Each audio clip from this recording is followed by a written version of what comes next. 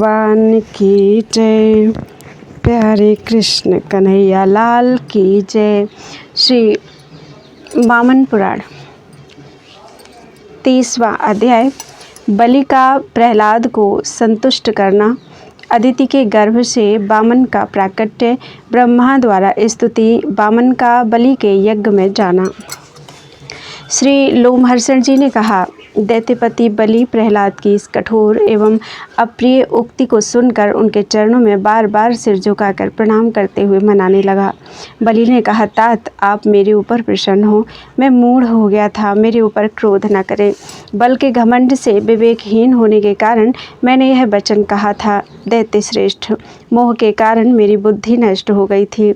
मैं अधम हूँ, मैंने सदाचार का पालन नहीं किया, जिससे मुझ पापाचारी को आपने जो शाप दिया वह बहुत ठीक किया। तात आप यतः मेरी उद्दंडता के कारण बहुत दुखी हैं, अतः मैं राज्य से च्युत और अपनी कीर्ति से रहित हो जाऊंगा। तात संसार में तीनों लोकों का राज्य, ऐश्वर्य अथवा अन्य किसी वस्तु का मिलना बहुत कठिन नहीं है, परंतु आप जैसे जो गुरुजन हैं वे संसार में दुर्लभ हैं। दैत्यों की रक्षा करने वाले तात आप प्रसन्न हों, क्रोध ना करें। आपका क्रोध मुझे जला रहा है, इसलिए मैं दिन रात 8 पहर संतप्त हो रहा हूँ। प्रहलाद जी बोले, वत्स क्रोध के कारण हमें मोह उत्पन्न हो गया था और उसी ने मेरी विचार करने वाली बुद्धि भी नष्ट कर दी थी। इसी से मैंने तुम्हें शाप दे दिया। महासुर, यदि मोहवश मेरा ज्ञान दूर नहीं हुआ होता तो मैं भगवान को सब जगह विद्यमान जानता हुआ भी तुम्हें शाप कैसे देता। असुर श्रेष्ठ, मैंने तुम्हें जो क्रोधवश शाप दिया है वह तो तुम्हारे लिए होगा, किंतु तुम दुखी मत हो, बल्कि आज से तुम उन देवों के भी ईश्वर भगवान अच्युत श्री हरि की भक्ति करने वाले बन जाओ, भक्त हो जाओ, वे ही तुम्हारे रक्षक हो जाएंगे। वीर, मेरा शाप पाकर तुमने देवेश्वर भगवान का स्मरण किया है, अतः मैं तुमसे वही कहूँगा जिससे तुम कल्याण को प्राप्त करो। लोमहर्षण जी ने कहा, उधर अदिति ने सभी कामनाओं की समृद्धि करने वाले वर को प्राप्त किया। तब उसके उदर में महायशस्वी देव भगवान धीरे धीरे बढ़ने लगे। इसके बाद 10वें महीने में जब प्रसव का समय आया तब भगवान गोविंद वामन आकार में उत्पन्न हो गए। संसार के स्वामी उन अखिलेश्वर के अवतार ले लेने पर देवता और देवमाता अदिति दुख से मुक्त हो गए। फिर तो संसार में आनंदमयी वायु बहने लगी। गगनमंडल बिना धूलि का स्वच्छ हो गया एवं सभी जीवों की बुद्धि धर्म करने में लग गई। द्विजोत्तमों, उस समय मनुष्यों की देह में कोई घबराहट नहीं थी और तब समस्त प्राणियों की बुद्धि धर्म में लग गई। उनके उत्पन्न होते ही लोक पितामह ब्रह्मा ने उनकी तत्काल जात कर्म आदि क्रिया संस्कार संपन्न करके उन प्रभु की स्तुति की।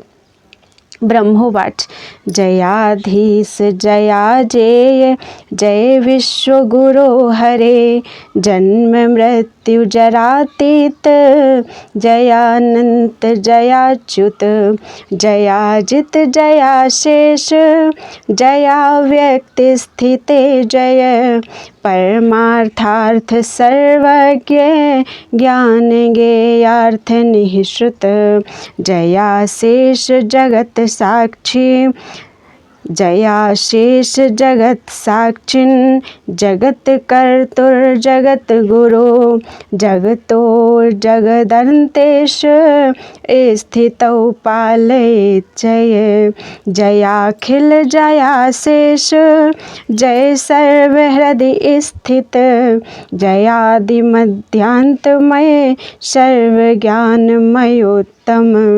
मुमुक्षुभिर्निर्देश्य नित्यहृष्ट जयेश्वर, योगभिर्मुक्तिकामैस्तु दमादिगुणभूषण, जयाति सूक्ष्म दुर्गेय जय स्थूल जगन्मय, जय सूक्ष्माति सूक्ष्म त्वं जयानिन्द्रियसेन्द्रिय, जय स्वमाया योगस्थ शेष भोग जयाक्षर, जयैकदृष्ट प्रान्तेन समृद्धत वसुन्धर,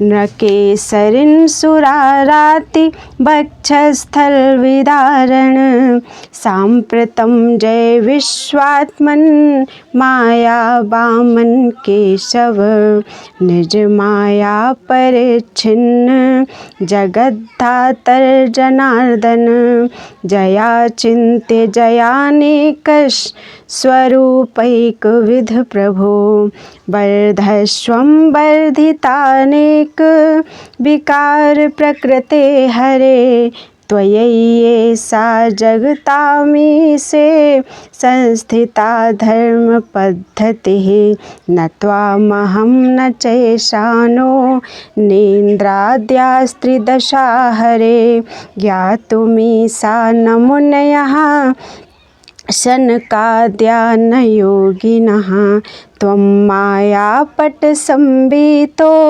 जगत्यत्र जगत्पते कस्त्वां वेत्स्यति सर्वेश त्वत्प्रसादं विना नरः त्वमेवाराधितो यस्य प्रसादसुमुखः प्रभो स एव केवलं देवं वेत्ति त्वां नेतरो जनः तदीश्वरेश्वरेशान विभो वर्धस्व भावन प्रभवायास्य विश्वस्य विश्वात्मन पृथुलोचन। श्री ब्रह्मा जी बोले, अधीश आपकी जय हो, अजेय आपकी जय हो, विश्व के गुरु हरि आपकी जय हो, जन्म मृत्यु तथा जरा से अतीत अनंत आपकी जय हो। हे अच्युत आपकी जय हो, अजित आपकी जय हो, अशेष आपकी जय हो, अव्यक्त स्थिति वाले भगवान आपकी जय हो। परमार्थार्थ की उत्तम अभिप्राय की पूर्ति में निमित्त ज्ञान और ज्ञेय के अर्थ के उत्पादक सर्वज्ञ आपकी जय हो। अशेष जगत के साक्षी, जगत के कर्ता, जगत गुरु आपकी जय हो। जगत चर एवं अजगत अर्थात अचर के स्थिति, पालन एवं प्रलय के स्वामी आपकी जय हो। अखिल आपकी जय हो, अशेष आपकी जय हो, सभी के हृदय में रहने वाले प्रभु आपकी जय हो। आदि मध्य और अंत स्वरूप समस्त ज्ञान की मूर्ति उत्तम आपकी जय हो। मुमुक्षुओं के द्वारा अनिर्देश्य नित्य प्रसन्न ईश्वर आपकी जय हो। हे मुक्ति की कामना करने वाले योगियों से सेवित दम आदि गुणों से विभूषित परमेश्वर आपकी जय हो। हे अत्यंत सूक्ष्म स्वरूप वाले, हे दुर्गे कठिनता से समझ में आने वाले आपकी जय हो। हे स्थूल और जगत मूर्ति आपकी जय हो। हे सूक्ष्म से भी अत्यंत सूक्ष्म प्रभु आपकी जय हो। इंद्रियों से रहित तथा इंद्रियों से युक्त नाथ आपकी जय हो। हे अपनी माया से योग में स्थित रहने वाले स्वामी आपकी जय हो। शेष की सैया पर सोने वाले अविनाशी शेषशायी प्रभु आपकी जय हो। एक दांत के कोने पर पृथ्वी को उठाने वाले बराह रूपधारी भगवान आपकी जय हो। हे देवताओं के शत्रु के वक्षस्थल को विदीर्ण करने वाले नरसिंह भगवान तथा विश्व की आत्मा एवं अपनी माया से वामन का रूप धारण करने वाले केशव आपकी जय हो। हे अपनी माया से आवृत तथा संसार को धारण करने वाले परमेश्वर आपकी जय हो। हे ध्यान से परे अनेक स्वरूप धारण करने वाले तथा एक विध प्रभु आपकी जय हो। हरे आपने प्रकृति के भांति भांति विकार बढ़ाए हैं, आपकी वृद्धि हो। जगत का यह धर्म मार्ग आप प्रभु में स्थित है। हे हरे, मैं शंकर, इंद्र आदि देव, शनकादि मुनि तथा योगीगण आपको जानने में असमर्थ हैं।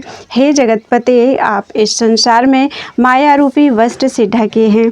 हे सर्वेश, आपकी प्रसन्नता के बिना कौन ऐसा मनुष्य है जो आपको जान सके। प्रभु, जो मनुष्य आपकी आराधना करता है और आप उस पर प्रसन्न होते हैं, वही आपको जानता है, अन्य नहीं। हे ईश्वरों के भी ईश्वर, हे ईशान, हे विभो, हे विभो, हे भावन, हे विश्वात्मन, हे पृथुलोचन, इस विश्व के प्रभाव उत्पत्ति अर्थात सृष्टि के कारण विष्णु आपकी वृद्धि हो। लोमहर्षण जी ने कहा, इस प्रकार जब वामन रूप में अवतीर्ण भगवान की स्तुति संपन्न हुई तब ऋषिकेश भगवान हंसकर अभिप्रायपूर्ण ऐश्वर्य युक्त वाणी में बोले, पूर्व काल में आपने इंद्र आदि देवों तथा कश्यप ने मेरी स्तुति की थी। मैंने भी आप लोगों से इंद्र के लिए त्रिभुवन को देने की प्रतिज्ञा की थी। इसके बाद अदिति ने मेरी स्तुति की तो उससे भी मैंने प्रतिज्ञा की थी कि मैं बाधाओं से रहित तीनों लोकों को इंद्र को दूंगा। अतः मैं ऐसा करूंगा जिससे हजारों नेत्र वाले इंद्र संसार के स्वामी होंगे। मेरा यह कथन सत्य है।